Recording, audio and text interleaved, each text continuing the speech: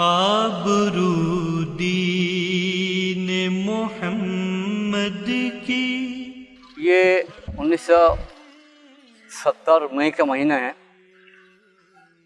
तो मौलाना सैयद अब्दुल्लाह मौदूदी रहमतुल्लाह अलैह ने ऐलान फरमाया कि शौकत इस्लाम का मुजाहरा किया जाए।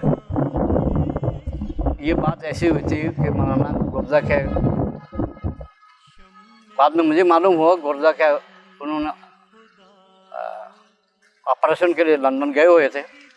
कराची एयरपोर्ट पर सहाफ़ियों ने पूछा कि लोग नारा लगा रहे हैं ऐसी ये सुर्ख है।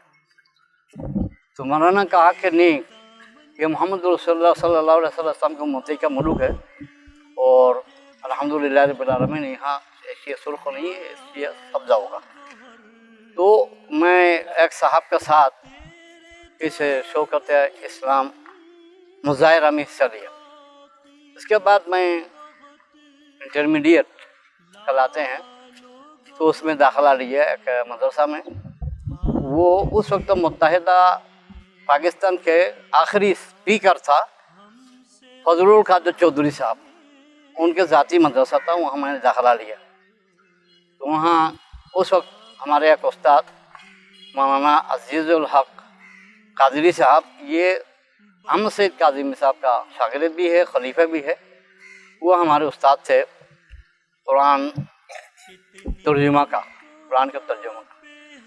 सूरह निसा के तर्जुमा के दौरान जब सूरह निसा के 14 सिपरा ख़त्म हो रहे थे तो वहाँ ये बस चल रहे थे कि किन किन औरतों के साथ निकाह करना हराम है। तो उसमें बाइना उख्तैन, दो बहनों को एक ही मर्द के साथ शादी के सिलसिले में ममानियत की आयत थी। ये आखिरी आयत थी, 23 नंबर की आयत सूरह निसा की।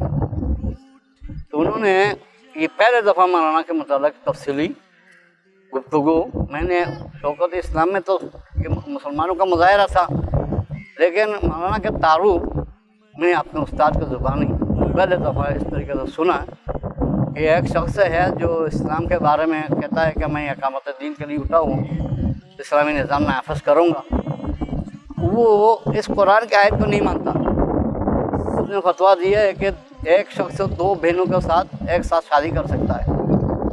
मैंने कहा जब कुरान में ये वाज़ेह तौर पर आयत है तो एक आलिम और वो सैयद भी कहलाता है, तो ये किस तरीके से जायज़ हो सकता है? कैसे उन्होंने ये फतवा दिया है, किस जगह में, कौन सी किताब में? तो उन्होंने कहा कि उनकी एक किताब है रसायल मसाइल, उसी में ये बात है। क्योंकि हमें दिल में बहुत लगी है इसलिए हमने ढूंढ ढांड के रसायल मसाइल हासिल किया। तो रसायल मसाइल में जो था, भावलपुर की दो लड़कियां, दो मतलब दोनों ये शाना से नीचे लेकर ये कमर तक दोनों लड़कियां जुड़ी हुई थी और दोनों को भूख भी एक साथ लगती थी, पाखाना पेशाब की हाजत भी एक साथ होती थी, बुखार नज़रा भी उन लड़कियों के एक साथ होते थे। मकामी लोगों ने मौलाना उस वक्त जेल में कैद थे, उनको ख़त लिखा और कहा कि हम मकामी उलमा किराम दारुल अफ्ता से रुजू किए लेकिन कोई जवाब नहीं दे रहे हैं, क्योंकि आप कुरान पर रिसर्च कर रहे हैं, आलिम दीन हैं, आप बताइए इन दोनों बच्चियाँ बड़ी हो रही है, उनकी शादी किस तरीके से हो सकती है? तो मौलाना ने उस सिलसिले में उन्होंने फरमाया कि मैं मुफ्ती नहीं हूँ, कुरान और हदीस की रोशनी में राय दे सकता हूँ। राय ये है कि इस हालत में दोनों बच्चियों की शादी अलग अलग आदमी के साथ नहीं हो सकती। पहले नंबर में दोनों बच्चियों से पूछा जाए कि वो शादी करना चाहती है या नहीं चाहती। अगर वो कहते हैं कि हमें शादी किस तरह हो सकती है, शादी हम करना नहीं चाहते, तो हम भी बरी, हमारे दीन भी बरी और माशरा भी जिम्मेदारी से बरी। लेकिन अगर वो खामोश होती है और चाहती है कि हमारे घर आबाद हो, तो फिर ये दोनों बच्चियों के एक शख्स के अलावा किसी और दो आदमी के साथ शादी नहीं हो सकती। इनको आम जो बच्चियाँ पैदा हो रही हैं उनके साथ शामिल ना किए जाएं। तो ये उसमें लिखा हुआ था। जब ये इबारत, ये किताब हमने पढ़ी, फिर हम अपने उस्ताद के तरफ रुजू किए اور ہم نے یہ پوچھا کہ آپ نے یہ جو مسئلہ ہمارے کلاس میں بیان فرمایا ہے، یہ آپ بتائیے کہ آپ نے یہ کتاب پڑھ کے بیان فرمایا یا کسی سے سن کر آپ نے بیان فرمایا؟ آپ ہمارے استاد ہے، باپ ہے، روحانی باپ ہے۔ انہوں نے کہا کہ کیا مطلب؟ ہم نے کہا کہ کلاس میں آپ ہمیں بتا رہے ہیں کہ ایک عالم دین ہے، وہ احکام الدین کے لیے ہوتا ہے، اور آپ ان کا تفصیلی تعارف کرایا ہے، تو ابھی آپ کہہ رہے ہیں کہ وہ قرآن کے خلاف، قرآن کے بیان کے خلاف انہوں نے ایک فتویٰ دیا ہے اور وہ اس طریقے سے ہے۔ لیکن کتاب میں تو اس طریقے سے کوئی بات نہیں ہے، آپ بتائیے اس کا حل کیا ہے؟ تو کہنے لگے تم ہمارے ساتھ بحث کر رہو۔ بہرحال اس سے ہمارے کلاس میں جتنے 25 لڑکے تھے سب متاثر ہوئے، سب ناراض ہوئے کہ بھائی میں نے یہ کہا کہ رسول اللہ صلی اللہ علیہ وسلم کے حدیث آپ نے ہمیں پڑھایا کہ جس نے کوئی بات کسی سے سنی ہے اس کی تصدیق کیے بغیر اس کو پھیلایا تو اس نے جھوٹ بولا، اور اگر اس تحقیق کے بغیر اپنی طرف سے کوئی بات کسی کے اوپر لگایا تو آپ نے تہمت لگائی، تو یہ تو یعنی مناسب نہیں ہے۔ تو اس سے سمجھ لیجیے اب مولانا کی کتابوں کو پڑھنے کا مجھے شوق پیدا ہوا، ایک ایک کر کے شاید ہی مولانا کی کوئی ایسی کتاب ہو، کوئی عبارت ہو جو میں نے نہیں پڑھی ہو۔ اس کے بعد مجھے الحمدللہ میں آہستہ آہستہ جمعیت میں شامل ہوا اور یہ قافلہ کے ساتھ شامل ہو گئے اور سلسلہ جاری رہا۔ حضور نبی کریم صلی اللہ علیہ وسلم نے فرمایا ہر ایک صدی کے اواخر یا اول میں اللہ تعالیٰ ایسے بندہ کو پیدا فرمائے گا جو دین کے اندر جو خرابیاں پیدا ہوئی ہو اور تو ان خرابیوں کو دور کر کے دین کو اصلی شکل میں لوگوں کے سامنے پیش فرمائے گا۔ یہ تو پہلے ایک بات ہے۔ اس صدی میں آپ جائزہ لیں گے دنیا میں تو مولانا کے لیول کا کوئی عالم دین پایا نہیں ہوا۔ ایک دوسری بات یہ ہے کہ یہ قدرت نے مولانا کو اس طریقے سے مولانا کی تربیت کروائی تو ان کو کسی مدرسہ میں داخل نہیں کروایا گیا۔ 13 سال عمر تک انہوں نے گھر میں پڑھا اور اس وقتوں کے بہت ہی زیادہ معتبر علماء کرام سے ان کو تعلیم دلوائی گئی، حالانکہ وہ روایتی طور پر ایک وکیل کے بیٹے تھے اور ان کے دل کے اندر دماغ کے اندر کیا بات آئی تھی وہ تو اللہ تعالیٰ کے علم میں ہے، لیکن انہوں نے بہترین اندر 13 سال عمر تک کے اندر عربی زبان پر ان کو اتنی عبور دلوا دی ہے کہ انہوں نے براہ راست قرآن سمجھنے کے قابل ہو گئے، حدیث سمجھنے کے قابل ہو گئے۔ مولانا کیونکہ کسی مدارس کسی اسکول کالج سے متاثر ہو کر ماحول میں سے تعلیم حاصل نہیں کی، انفرادی طور پر تعلیم حاصل کی اور ذاتی کوشش سے براہ راست قرآن پڑھ کے اور براہ راست رسول اللہ صلی اللہ علیہ وسلم کا کلام پڑھ کے انہوں نے دین کو سمجھنے کی کوشش کی۔ لہذا مولانا نے بالکل اصلی شکل میں جس شکل میں اللہ تعالیٰ نے اپنے نبی کے ذریعے سے دین اسلام کو نازل فرمایا، قرآن نازل فرمایا، اسی شکل میں مولانا نے بالکل قرآن کو سمجھا۔ اسی وجہ سے مولانا نے ایک بات یہ فرمایا کہ پرانے جتنے ذخیرے ہیں قرآن کے یعنی حدیثوں کے تفسیروں کے اس کو یعنی ایک سائڈ کر کے دریا بوٹ کر کے براہ راست ایک پروفیسر کی طرح قرآن کو سمجھا جائیں جس طرح عربوں نے سمجھا۔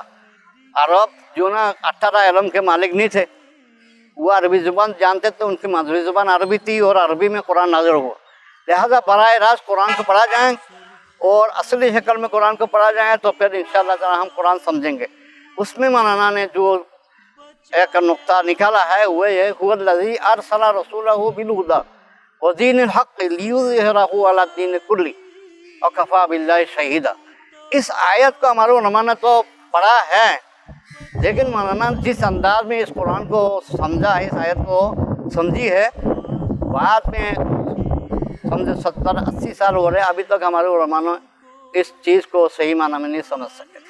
مولانا نے یہ فرمایا کہ اس آیت میں اللہ تعالیٰ نے واضح طور پر یہ بتایا اللہ تعالیٰ وہ ذات اقدس ہے جس نے اپنے نبی کو پیدا فرمایا اور ان کو قرآن عطا فرمایا اور ہدایت دی اور نور ہدایت دی اور لیظہرہ علی الدین کلہ۔ دنیا کے جتنے ادیان ہیں، جتنے ازم ہیں، جتنے نظام حیات ہے، تمام نظام حیات جو انسان نے بنایا، انسان کے دماغ کے عقل کے شعور کے پیداوار ہے، ان پر اللہ تعالیٰ کا بتایا ہوا طریقہ کو غالب کرنا، اسی کو نافذ کرنا اصل نبی کو مبعوث فرمانے کا مقصد ہے۔